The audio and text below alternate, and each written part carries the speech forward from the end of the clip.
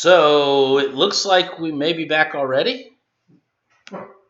Live now? Yeah, let's see if we're live. It looks like it's kept some settings. So if you are watching live, let me know if you can see this. We had to do a quick reboot and see what was going on to see if that was going to improve our frame rates. I'm like a level of 1 to 6. How many do you think Josh just broke a bowler? I think Josh broke a tooth chomping into that. I'm not going to deny it. On air. Ernie says it's much better, so we're ready to go. All right, so Ernie, is it rye? Where are you from, buddy? Rye is a kind of whiskey. It's a coastal city in New Hampshire. even Dad says it's better. All righty. So we're cooking. Lollipop, you may have problems. There you go, Ashley. North Conway, New Hampshire is what Ernie says. Oh, that's a little bit anyway, that's right. So, in case anyone didn't see the first time around, even Rob has one now for the tasting of the seaweed. Yes, Rob has one. Big roll, grilled seaweed roll. Nick, you have one too in front of you. We are all going to eat the big roll, grilled seaweed roll. Look, one day, whether we like it or not, Rob, we're Tao all Kai going to eat Noi. the big roll.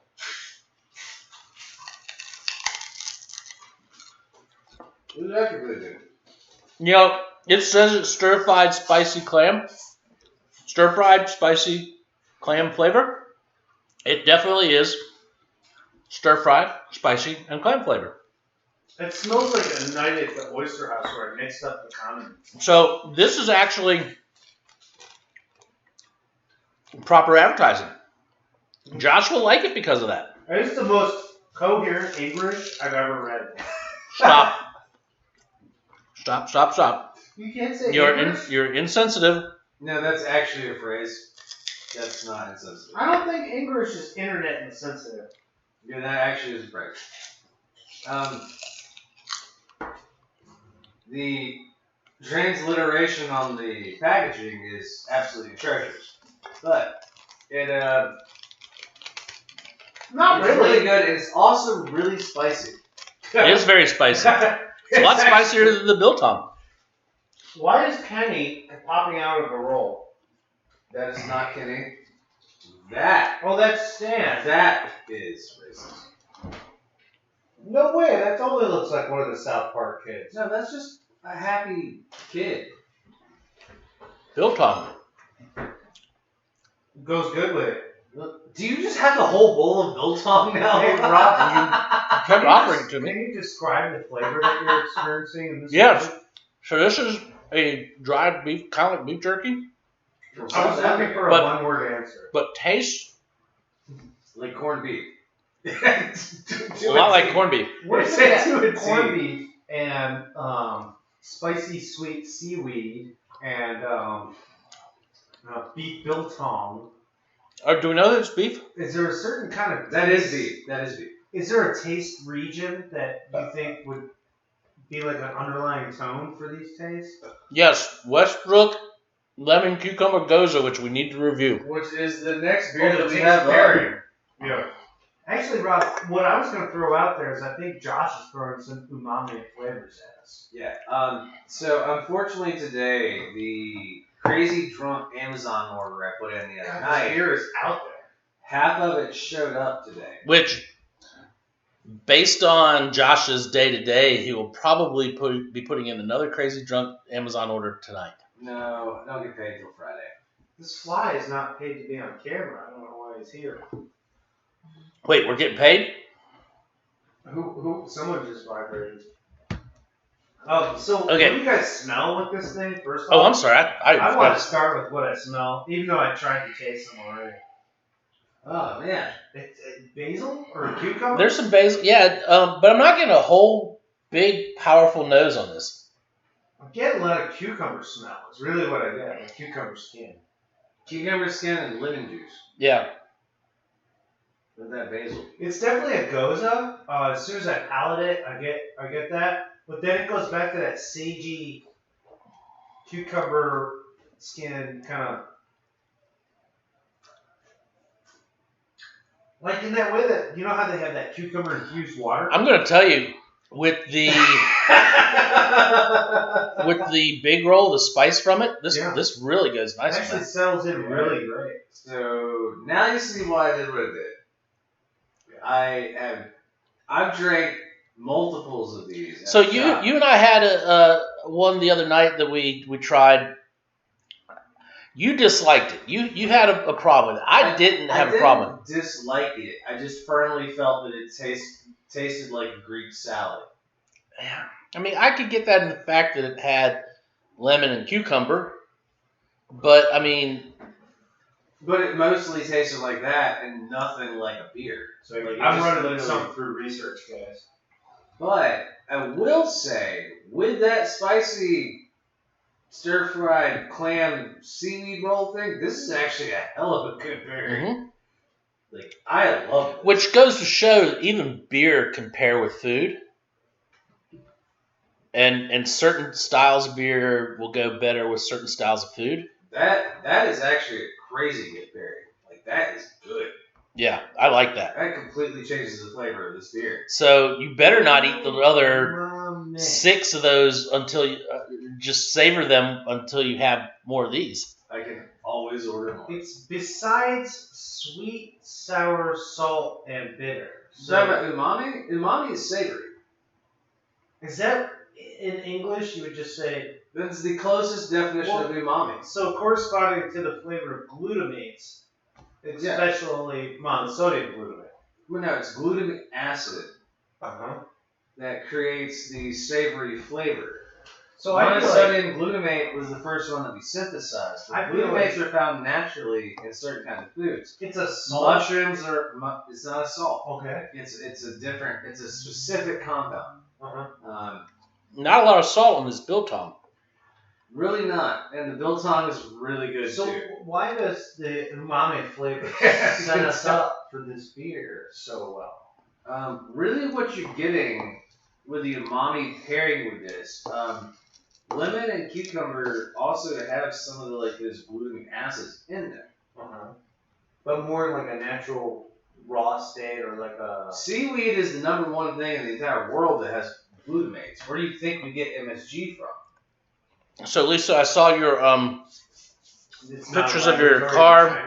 I'm sorry that happened. I hope you didn't get hurt. Kombu from Japan is like the number one seaweed. You get the most. Correct me if I'm wrong. The entire world. Kombu is a huge deep water kelp that has the highest concentration of naturally occurring glutamic acid in a food or anything. It's probably very similar to the Pacific. There's a fly in here, by the way. Yeah. Why we're if I didn't have the mic in the way, I would have gotten it. But no, glutamates are a completely different aspect of flavor profile. There's nothing wrong with MSG. Some people are sensitive to it. So they attach it to salt crystals in order to do delivery. And that's where but it's still less salty than salt. I've almost heard it takes salt to activate the flavor in a way once you have monosodium glutamate. Correction, glutamic acid decreases the amount of salt required for certain flavors. Okay, so what I said is sort of like the undone under version of what you just said, the actual chemistry. It just means that you don't have to salt your food as much. And you get flavor response. Yeah. Either way, it's a really hard feeling and taste to describe. There was a hell of a lot of it in that single 11-calorie seafood roll we ate. Man, that biltong roll looks really good. Yeah, I shook it up and got the big ones to the top. Look at you. Lemon cucumber Gose. Have to reevaluate this after having food. Yeah, definitely something spicy. I think it goes great with By that. the way, there's sweet basil in there. And there's like a basil flavor in here. So you got some synchronicity going on right there. So, which is usually one of the key things, underlying parts of. who wants some red juice? I guess that's the spirit we built on. Nick, could you by chance help out a little with the glasses over here? No. Yeah. Oh, I'm incapable of movement now. Also, I think I just got a page from the intern. Oh, okay. Tell Steve he's fired again.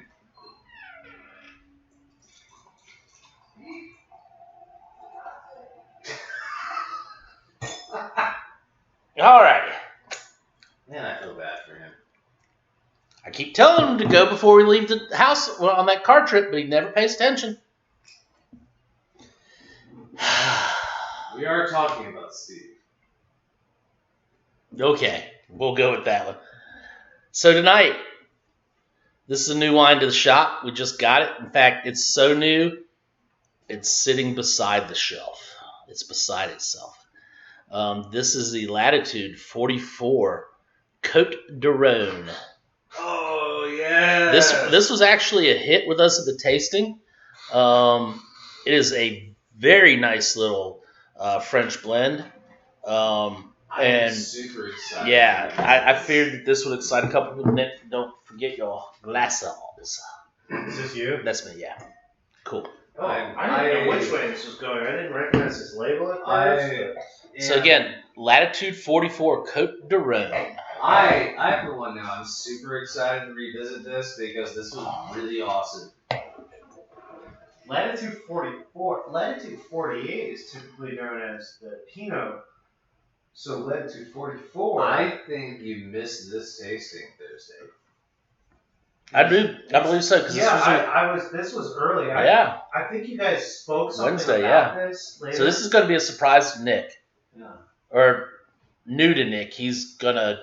Is this actually French? It is actually French. No, it is definitely French. When you say Latitude 44, that's an English spelling on a French bottle. I just wanted to... Well... Even though Latitude is I think there are a couple of accents and a few unnecessary S's on there, too. Okay, Latitude. But it's Cote Du Rhone. It actually stands for the 44 attitudes of the Germanic arts in France.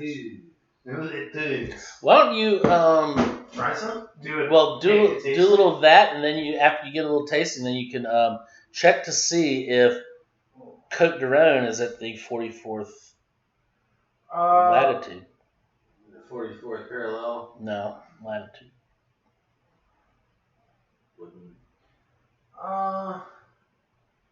Well, parallel is a general term. They all run parallel. Or parallel is longitude. Yeah, they call the parallels the verticals, the long lines. But the latitudes, the flatitudes, that's what adjusts how much sun you're getting into something. Which classic, like beyond French classic style, this actually on the nose comes off with some like West Coast American styling. And yet it has no American styling. That's just on that nose. It's big, it's gamey, it's there's a gumminess to it coming off on the nose. And I would say that West Coast style would be big Cote Du Rhone styling, since they were doing it long before even the U.S. was considered. So typical Cote Du Rhone carries. It can be done a couple different ways, but there's a typical 3 varietal blend, right, for Cote Du Rhone.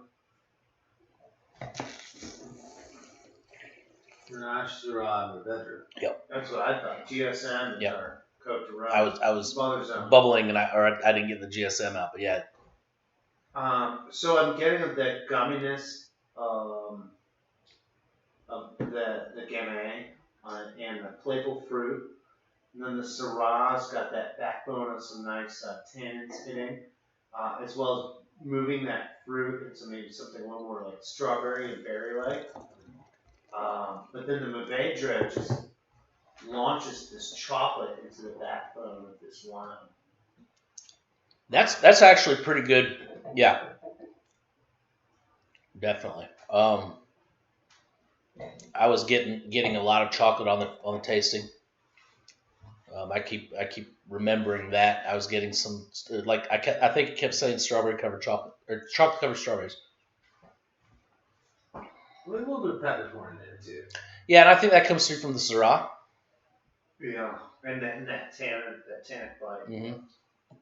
But the tannins are relatively muted, but really they're there, but they're Muted not. but present, so they're not like a stand-up feature. Yeah.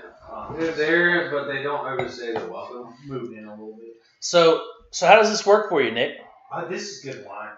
So this is honestly, to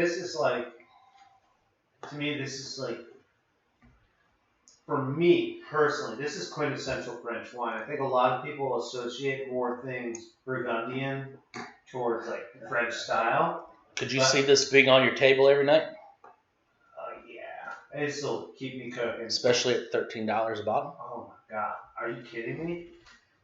Because mushrooms, beef, chicken, fish would all cook with this. Veggies, I could just run veggies and potatoes. For like Josh and Matt are still trying to beat genetics. They're trying to change into fish people. Sometimes you gotta let out before you let in, you know? Little known fact, Matt, who also works here, which most of you probably confuse me and him for each other, are actively trying to become wine-based organisms. It's not working out so well. It's definitely not. Breathing in wine. It's definitely not. Our lungs have not adapted to filtering. Do you have wonderful nutrients? wine gills back here, like Waterworld? No. There are no gills. No, there's just more Royal Crown back there. Yeah, it's just I'm not Josh. sure what It's I just thought. Josh's pomade running off the top of his head. With the current haircut, you do stand a degree of danger by touching my head because you may never be able to grab That's anything. Yeah, make sure you use both. Make sure you use tonight too. Make sure you use both hands like this to pick up your wine glass from here on out. Yeah, forgive us if the wine glasses look a little fuzzy lately at the shop. We're just all using pomade. Yeah, we're all using pomade. We'll let you guys guess what Rob uses. I tried to get Rob to shine his head up a little bit before. Yeah, a little bit more. You mean? That's my opinion on that. Hey, Rob, what do you typically? Hey Rob, shine can you your like head up slide with? the biltong bowl this way so I can try some biltong? Just if Josh is getting you to try something new, I want to know what we're. That's as far as I can go. Yes, he really got alligator arm. So I want to talk about so much, but this wine is really quickly like overstepping both these. This is definitely going to be a food wine, just like that last beer, I think. I like the bottle too. There's a few things about the bottle that tell me to keep this on the table, not like drag this over to the bar or the wine cellar. Yeah. Like just keep a reference on it, like with food. I would say that the bottle is fairly plain, but you get that in old French bottles. Yeah, so tea leaf color. It has actually a shape that you don't see very often. Which actually kind of almost looks more like a Chardonnay bottle. Mm-hmm. Yeah, I don't know. What do you dig this thing? I dig this thing. It is not good with the biltong. No? Okay, so you're gonna slow me down on my beef, South African beef jerky pairing. Okay, that's fine. I'll still put some beef. I mean, you're more than welcome to try it, but I'm convinced that that's not the pairing. I do think some wild fowl. Here, throw me a piece. I do also think that like some salmon or any fish that runs from ocean to stream and that just carries that quality. I know salmon is like a prime example, but there's other fish that do that. Yeah, Um, bull sharks. Bullshit. I don't know. Do you think this is gonna go shark? No, but I wasn't talking about that. I was talking about fish that run from ocean to stream. Specifically, like closer to just like the roast chicken, some cheese. It's gonna go good with this, of course. Probably Chicken doesn't run from ocean to stream. Yeah, I like wildfowl. Truly, the pair with this. You know that's not the best pairing. There's like There's a little aggression there. Yeah, it does bring out some sharpness to the wine. Sharpness. Try a piece of feta and one of the green olives. Yeah, that. And then pushing Brian. He's pushing the salt. Oh. So let's get back into what I was saying. So now we are recreating actual food pairings in front of you just to make you more jealous. Like, I had salmon tonight. This wine I could see going with a nice Atlantic salmon or Norwegian salmon.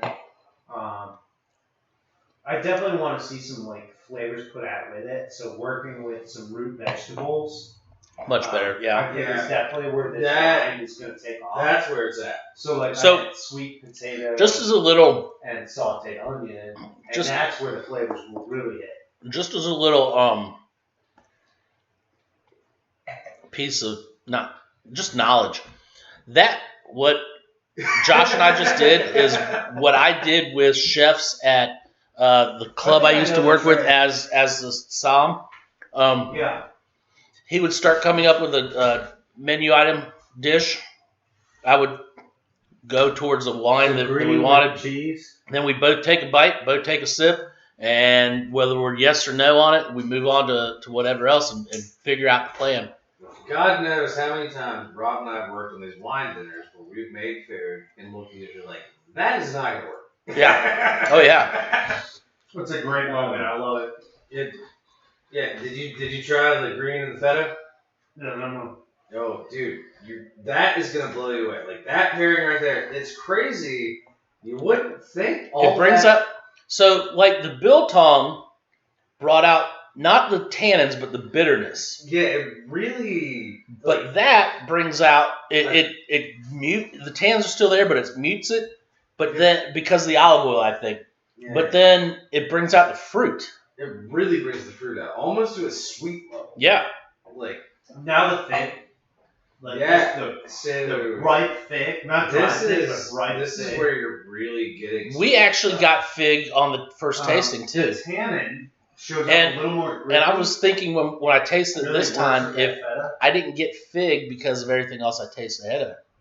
Which I did just have biltong too before that. I see where you're going with the feta, but I do think chèvre would actually push this tasting. Really, what I think is, I don't think feta is actually the best cheese for it. I think chèvre would be good.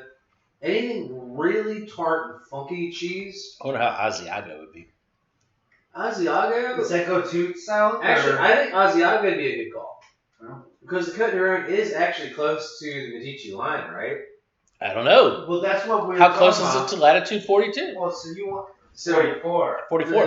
The Cote Du Rhone would be close to Burgundy it, right? is 48, and so we're south of Ile de Paris pretty quick, which there's only a few designations within Cote Du Rhone that are south of Paris, and it gets really narrow at that point. So I'll get those up real quick. By the way, Rhone doesn't go through Paris, but the Rhone goes around Paris and blah, blah, blah. Well, effectively, what we're saying is, yes, it's north of Paris, but almost in line with Paris. Just probably a little bit It east. makes me want to say that a lot of the foods from the area this wine is grown in are probably brine, pickled, or saltier. Because I think the brine and the salt are what draws up true flavors in this wine. And like when you get that crazy kind of earthy funk, I think truffles might actually go really well with this, honestly. I was actually getting a lot of like nice mushroomy, just the fruit of the mushroom. So we're really seeking like that brine and dirt in like a beautiful way. Oh man, they typed in the wrong getting a lot of overtime. I think it's the olive oil. Let's go back and just look at Cote Du Rhone. Ah, damn it. I put in latitude of Cote Du Rhone, and everything I got was latitude 44. Yeah, I think that's what you're gonna find. What I was really specifically trying to find was in Cote Du Rhone province, where it actually. It's chiefly Mediterranean. Yeah, so that's what I was saying. So it's right there where the Medicis would have been, coming from Italy. Yeah, It's the Medici Rhine family. goes north, Rhone goes south. That's basically the way I The Medici area is the border between Italy and France, and that is where haute cuisine, or what we know as fine It's dining. the old Switzerland High Point. There's actually an ancient Celtic. Where fort Monte on the Carlo, side. where Monaco and Monte Carlo is the border between Italy and France. Where the Provence hits the sea is Monte Carlo, yeah. Yeah, so effectively, that whole area would have been like the realm of the Medicis, who were the family that created haute cuisine. Catherine de And the Medici. schism, for that. But anyway. Yeah, well, we're not talking religion, we're talking food. But they were the ones that had the crazy cooking going on. And they're the parents of fine dining, as the way it is today. Medici Is what I was taught in college. Medici is important for the arts, for architecture, for dining, for so much of when you talk about the Renaissance, okay, they're talking about a rebirth of culture, a rebirth of Western culture, specifically that inspired by the classic world of Greek and Roman. Medici not only were inspired by this, but like gave money to, just funded an entire promulgation of this type of art. So redoing Roman vineyards in the south of France, in Provence, in Italy, in areas, having Michelangelo paint the Sistine Chapel. Yeah, their family may go back to Bologna, but you're right. They entirely were up through Verona, up through the pass in what we now know as Torino. They were questionably French or Italian. They existed in their own space up there. Mm-hmm. They weren't really members. Hope means high, and we don't mean high culture like high up on the totem. They literally, at that point, they still meant just high in the mountain, but they were drawing an illusion. It did eventually mean high culture. Yes. But yeah, haute cuisine, couture is high food. Yeah, I've been trying to find the latitude of Cote Du Rhone, and it just. Cote Du Rhone's a valley that extends. I mean, it extends a little bit, but I'm sure there's a prime. It is one of those things where if you are approaching Medici area, there are a lot of saltier foods, a lot of olives and things like that. I'm thinking Nice. Niçoise, like olive Niçoise. So you've got like the Niçoise olives, like the little teeny babies. Yeah, you get the briny back into the taste. Yeah, so you got the seawater and like the brine coming into the food. It really pairs well with the grape. All right, so first one that we tried. We're talking about latitude of Paris is 48.86. Yeah, so north of Paris basically pushes you into Burgundy. And Cote du Rhone is south, so that I believe it gets its name straight from the latitude of the main Cote du Rhone region. Anyway, it doesn't affect the wine. I mean, well, it does as far as the latitude goes because of like you said earlier. Rhone Valley has been a hub of wine culture since ancient times and is just as popular today. Come explore it. There's no place like Rome. Viticulture arrived in southern France with the Greeks in the 4th century. So it's important to know that just south of where they're talking about on the Mediterranean, there was huge bauxite iron mines that they found. I think more important than that is the fact that you said it was brought by the Greeks. So what a lot of people don't know is the fact that wine, just a lot of the world will think wine comes from France. Well, no, it comes from Greece and all the little city states that made up Greece. I mean, Macedonia has beautiful wines. Greece has great wines. It's just, and they've been making wine longer than the French. Macedonia has some really good wine. Yeah. So I mean, really cool Cote Du And Rhone. it's the affordability. That was nice mic cheers. Little mic bump. Tap tap. Well, I joked about it in the last episode, but we can clearly see it's a podcaster joke about cheersing the mic and running. Oh, look at that! Look at the sediment. Yeah. Mm-hmm. Is it inappropriate to quote Magnitude from Community? Pop, pop.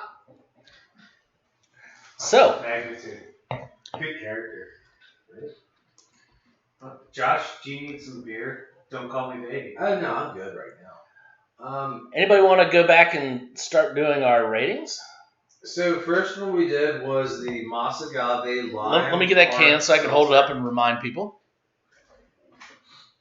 Oh, you actually want this can? Yeah, let me. When you handed it back to me, I thought you never wanted to see it again. Well, that could be true. So yes, this is the Agave lime seltzer, premium hard seltzer from Founders.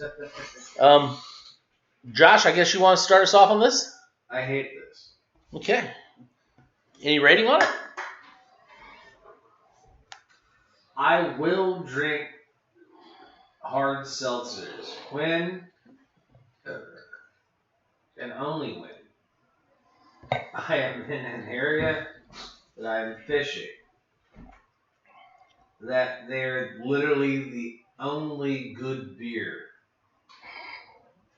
that I can find. And I hesitate to say good beer. I'm just saying they're not Busch Light.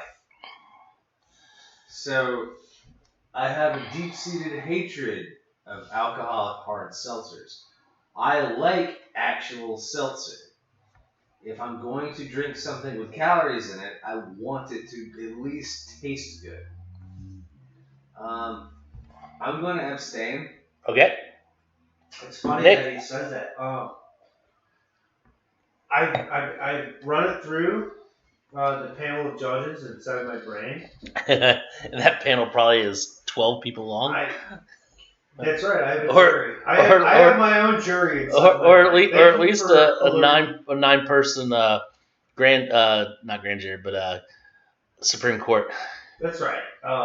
At the moment I'm brought to justice, I have to caution everyone. I've already been tried by a jury of my peers inside my own brain. Oh, Dave Rivers said Josh gave it the NBL, the not Busch Light rating. I can't rate this beer. I gotta give it the NBL, Absolutely. not beer.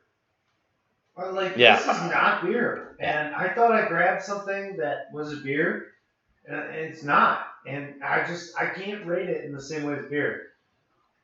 In terms of alcoholic beverages, I've not had a lot of seltzers. I couldn't compare this to say like a industry dominator like White Claw or this or that. What I can say is it was not hard to drink this. It was actually scarily easy to drink this. The fact that I could take candy and dump it in it and just keep drinking it like it was not a problem, just pointed at. And then later I realized I'm pretty sure he just snapped a dude.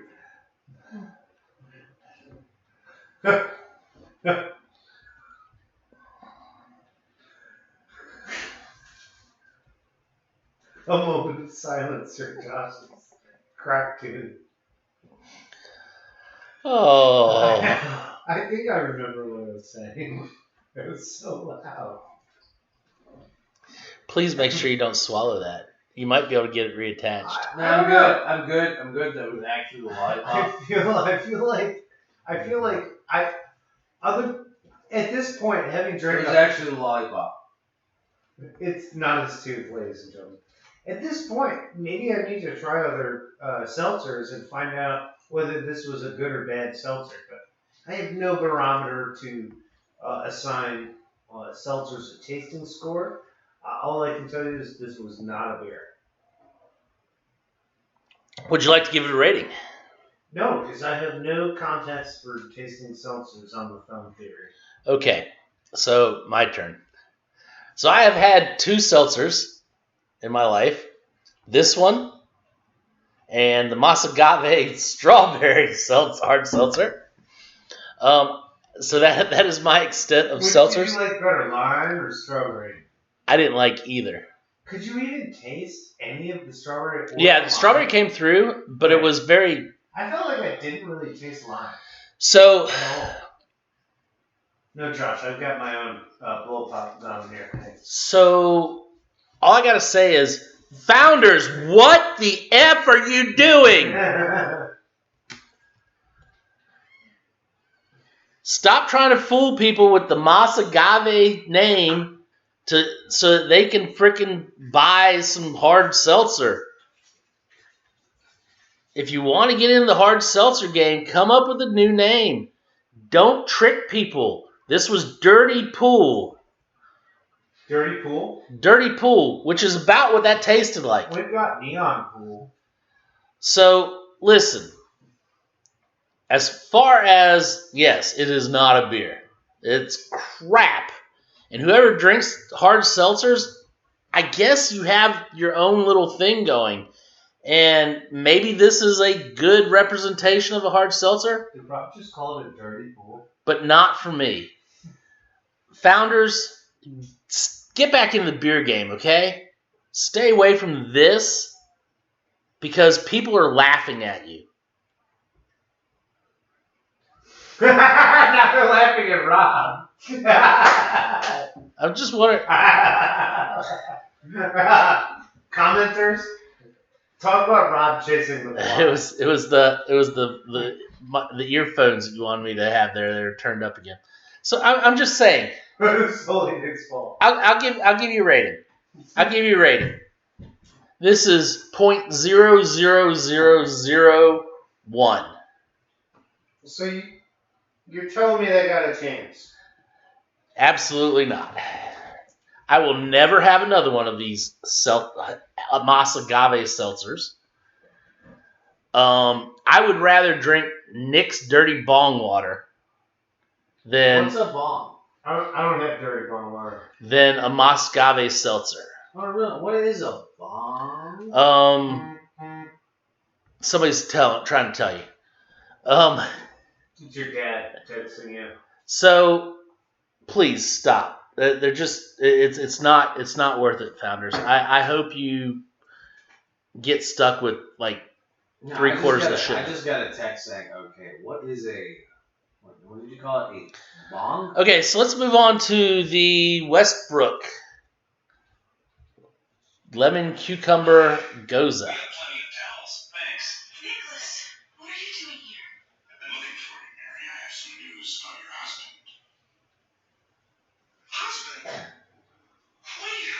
What are we doing? I don't know what we're doing. We were going to give a rating on Westbrook, but Nick decided to watch TV. What was all that 1 in a million talk? What are you talking about? Guys, rating on Seltzer. Alright. So it's got a chance. No, it doesn't. So we're moving on to the Westbrook Lemon Cucumber Gose.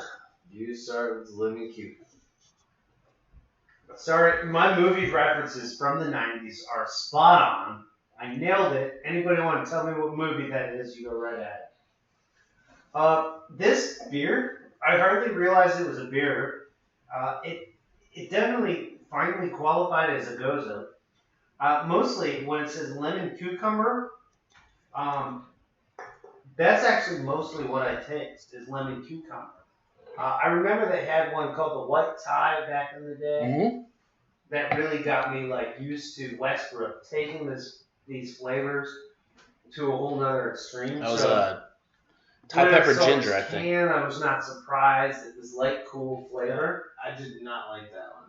But it did remind me of a beer we had in the past that had cucumber and I agree, and I think I know you're talking from the weed one. Yeah. And since they don't make it anymore, I was hoping that Somebody had to pick it Yeah, up. exactly. So this gives me a fond memory of that. The thing I liked about it was its willingness to pair with some bizarro world flavors that Josh threw at it, which was really cool. Which, once again, I mentioned the white tie and that we were eating Eastern flavors. It draws me back to this whole thing with Westbrook being like a perfect tie-in with like Asian fusion flavors. Which is like this whole like seafood renaissance that's going on in Charleston. It's basically how to make old Charleston flavors relevant again, and Asian fusion has pretty much been like that carrier. Okay. Yeah. Mount Pleasant, South Carolina was right there close to Charleston. I got you. I got you. It's across the bridge. The new bridge is actually way Way nicer to cross. Yeah. Don't they And the beat old in bridge the bridge? was. Yeah. The old bridge. I just had to check when you bring up Charleston. I was like, Nick knows something that I wasn't aware of, that they are from. Is it geography? Yeah, they're from Mount Pleasant, South Carolina, which is right there outside. Which is the north side of the river from Charleston. Yeah. So yeah, continue with your rating. You're right on. So it's the bridge that ices in Charleston. Not anymore. Yeah, because it's heated. Well, no, like they ripped the old bridge out. Yeah, but the new one won't ice ever. Like they came up with technological advance. It's the weirdest thing. You want me to give it thumbs? Yeah, I want you to rate it. 1.2. 1.2. All right. I can do it. At 1.2, I can do it. All right. Josh. It gets a thumb up from me. Having it with the seafood snack, or the seaweed snack, sorry, really changed my perspective on this beer. With food, with the right food, honestly, it's pretty solid. Right food. Mostly before this, when I've had it, it tasted like a Greek salad. Whoa, oh, oh. So, Whoa, oh, oh. with all that, I Yeah, would say Christopher, absolutely. that's why I keep them down at that end of the table. Is With that me or Huh? I don't need to know the They answer. think I sit in the middle of the table. I don't want to argue with that. Don't So you say 1.2? I said No. one. 1. Okay. Do you have anything else to Solid add? straight one. All right. So for me, I'm going to agree with Josh on the fact that this is definitely a beer that tastes better with food, preferably spicy food. What I had of it before, the lemon really was predominant. So it's not something you really want to drink by itself, I think. It's a great food beer, I think. It's not often you run across a beer that is like strictly a food beer. Yeah, and which is odd. And because of that, I'm not going to knock it down now that we've kind of discovered the fact that it's a food beer. I mean, I'll give it to Nick. There's a lot of IPAs that are better with food just because their flavor profile I know tends to. Josh doesn't like throwing spicy at IPA, but I feel like that's like the number one thing it does. Yeah. That's literally a chemical interaction. So this one with spicy food I think is great, especially Asian food. It doesn't work. Why does it work? I'm going to, now that I've had it with food, I'm going to adjust my rating a little bit to a 1.25. Because I was thinking that you guys just were flat out trying to get a terrible tasting tonight. But this actually turned out good. Yeah. It actually the tastelessness of the seltzer, the exact pairing of the Westbrook, the specific pricing of the GSM Cote Du Rhone. They're like, we just walked you through a very cheap way to get drunk without offending anyone's palate. And Nick brought up the Cote Du Rhone. So Latitude 44 Cote Du Rhone by the Fabien Barnaud is the winemaker. And this is also from the what winery? Actually, there it is. The Domaine La Bouvade Bouvard? No, Bouvard. Anyway, so we've got a entry-level Cote Du Rhone. I'm not going to say it's anything above that. It's a $13 Cote Du Rhone. It's definitely entry-level. As far as an entry-level Cote Du Rhone, it is fantastic. Is it the best Cote Du Rhone out there? No, but it's an entry-level Cote Du Rhone. Does it have a lot of characteristics that you can get from a higher caliber Cote Du Rhone? Absolutely. I think it is a fantastic specimen of entry-level Cote Du Rhone. Being what it is, I'm going to give it a 1.5. I can echo that. By the way, Nice, France, latitude is 43.7102. And this river flows south versus the Rhine flowing north. And so these are areas just inland and north of Nice that do latitude in Cote Du Rhone. So I can echo this and say 1.5. For the price point, the quality of this. Actually, I had this discussion with the distributor, the rep for the distributor, and Rob. Toulouse, Marseille. This style of Cote Du Rhone for the price point is quite literally how I learned to love red wine. A lot of Cote Du Rhones exist out there for a really solid price point. You can get a lot of really cool red wine taste. This is like a quintessential, I want to learn to love red wine. Yeah, Cote Du Rhone can start in this price point. It's not like Chateauneuf, which is going to start in the $40 or $50. And also, Cote Du Rhone doesn't end up in the Chateauneuf range. You can get some $100 bottles of Cote Du Rhone, but they're definitely What's the top tier Chateauneuf? a couple thousand. Yeah, you don't get that in Cote Du Rhone. That's true. I'm going to agree with you 100%. So it's the highest tier of this is it's just a different region. That's right. But if you want to learn, like, this is a good region to learn. I agree, 100%. Yeah, this is entry to French wine 101. Yeah. Well, or red wine. So Nick, Yeah. My rating on this, I'm 1.6. The price point just brings me up. Okay. Yeah, I realize it's not the most mature GSM or whatever, but price line, accessibility to market is just huge on this. And bringing in the fruit with the signs of age and oak with the mushroomy flavor, I know it's not, like I said, the most mature French wine I've tasted, but the fact that I can just pop this, put this on the table, serve cuisine, that's immediate buy-in to Nick 1.5. But then the fact that it tastes good and has fruit and carries forward with tannin and is true to form and style, like, that's 1.6 territory. That's all up and up. That's all I've got to say. This price nails it. I was looking because you brought up a point of maturity, and I don't think there's a vintage on the bottle. Yeah, it might be NB. I think Josh said that earlier, something about NB with that. And he wasn't talking about NB, the things he wishes for that he Yeah, non-vintage.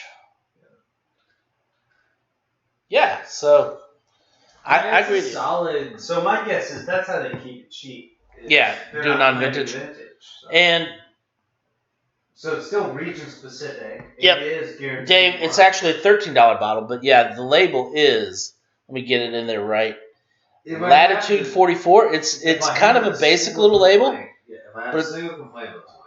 But it's Latitude 44, Cote Du Rhone. Slightly brash.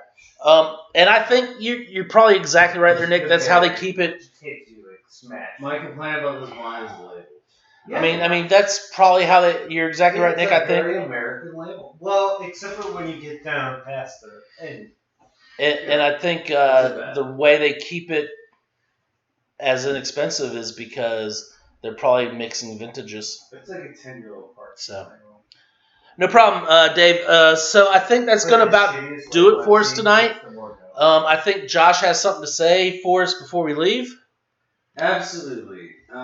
if you are watching this and you got any kind of sick, visceral thrill from watching us eat weird foods that you don't know anything about, please do not hesitate to send those. Oh, Biltong? Yeah. Oh. As in, like I'm saying. Oh, yeah. Hold it right there. Only Rob. No! Well, that just happened. Josh. So now we're going to be inhaling lines of beef biltong off the table. Ash is going to be so upset tomorrow when she comes in that pile's there. Just clean up everything and leave a pile of beef. Alright, so as I was saying. And it's on video. It's Josh's fault. It was clearly not. He handed it to me, and then he said, wait a minute, here. Oh, hold on. He We'll took go back to the He film. took it back out of my It's hand. fine. You said You had it in your hand and I grabbed it. Like barely. Well, viewers, while you hit rewind, you let us know Whose fault that was. Whose fault the great Biltong spill of 2021? Anyway, The great as Biltong Josh would spill. say, Yeah, regardless, if you do find any weird, crazy foods to send our way, please do not hesitate. Rob agrees to try everything you said. I have agreed to try everything once. Now, if I've had it before, the caveat is I don't necessarily want to try it again. So, but in this order, Josh, Absolutely. you would like them to contact me at jmelly13@gmail.com about what Rob hasn't had. He's doing Nick. But He's also- doing classic Nick. But also, if you're watching Right. this and you're having a lot of fun and Comment. you're having a great time, please do remember to like, comment, and subscribe below the video. If you don't tell us that you like us Then we don't know. what you're thinking, then we don't really know that you like us or what you're thinking. And That's not necessarily going to make us stop doing this, but it will help to keep us doing it. Yeah, just feed us ideas. You could say terrible things to us, and we'll probably ignore you at some point. Or I mean, honestly, we just like getting together every Monday night and drinking beer and wine. share some constructive criticism. 2 years running, actually, at this point. If you keep commenting, we might invite you to be on the show. Yeah, there's a strong point of that. Anyway, Actually, we're 1 year older than the reset year. So, we're 1 year older than Corona. Is it Oh. bad that I No, really don't have are a we problem really? with We're older that than Biltong Corona. on the table? okay, so on that note, guys, we're going to go ahead and get out of here tonight. It was an interesting little show just because of the hiccup we had in the middle. We did clean this. Was that before we you got spilling here, the right? beef tongue, or And we will see you next week. the only hiccup I saw was when Rob spilled the beef? Yeah, where's the beef? You guys have a good weekend, or a good week.